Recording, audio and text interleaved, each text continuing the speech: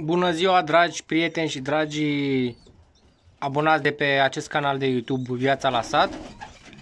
Fraților, după cum puteți observa, suntem în compartimentul voiajorilor, unde a mai rămas doar o pereche de gălățeni, cea de aici, din colț, cea alb cu negru, pe care nu știu ce o să fac cu ea. O să sacrific masculul, deoarece nu mi-a reprodus deloc, și o să opresc porumbița. Așa că să începem să vă arătăm puișorii.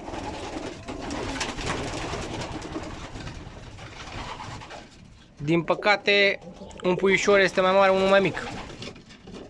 Unul l-a hrănit mai bine, acesta va ieși negru cu alb și acesta foarte micuț față de acesta. Nu știu ce s-a întâmplat cu el, nu l-a hrănit destul de bine. Văd că nu are deloc în gușă, iar acesta vedeți și voi cât de bine este hrănit.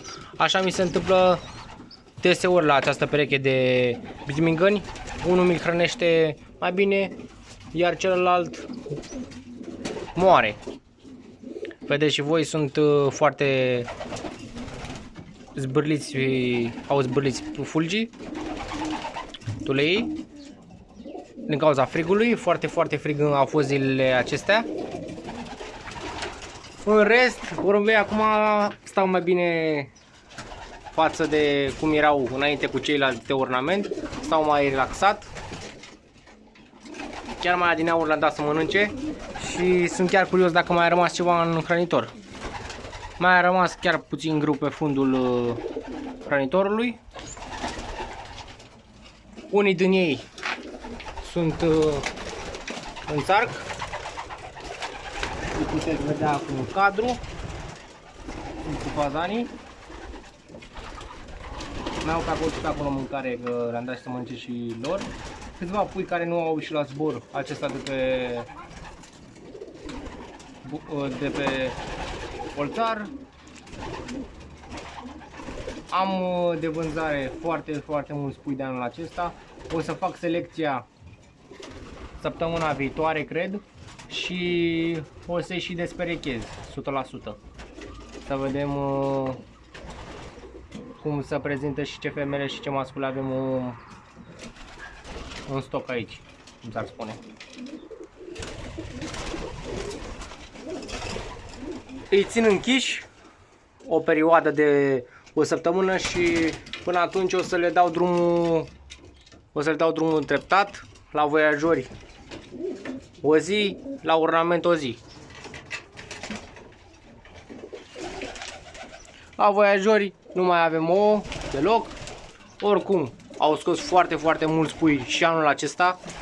Din câteva perechi, 7 sau 8 perechi mi se pare, am scos foarte mulți pui, dar am avut și vreo 5 masculi sau 4 masculi în plus. O să fac câteva împerechieri foarte frumoase la anul. O să facem câțiva colorați foarte frumoși. M-am gândit la niște perechi.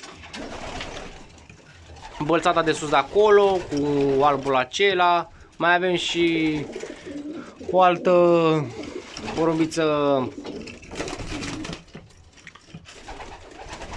cucă, cea bălțată. Mai avem și cu bălțat de anul acesta și cuca de anul acesta, v-am zis de ea.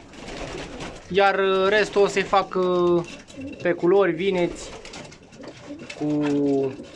cu negri și tot așa. Îi las să vedem cum se vor împerechea, dacă nu o să-i împerechez chiar eu. Da. Doritorii de porumbei voiajori sport am de vânzare, v-am mai zis și în alte videoclipuri.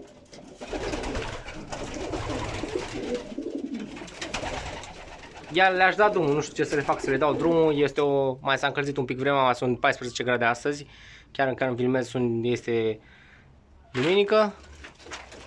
Și chiar le-aș da puțin drumul, că ei nu au probleme să intre în compartimentul celălalt, intră de minune aici.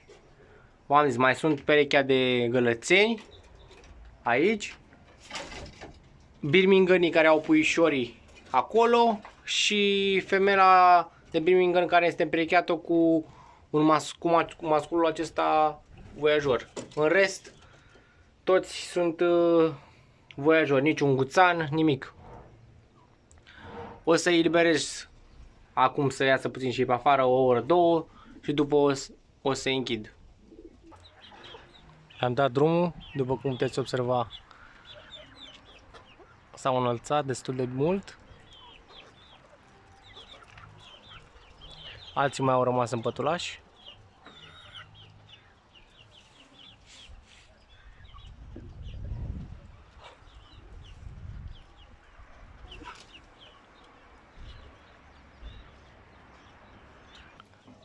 Restul au rămas pe casă, pe aterizători, iar ceilalți puteți vedea cum zboară. Deci cam acesta a fost vlogul, sper că v-a plăcut. Nu uitați să apăsați butonul de like în forță, un comentariu și ne vom revedea într-un nou video peste o zi sau două. Salutare și numai bine! O duminică frumoasă! Continuare! Salut!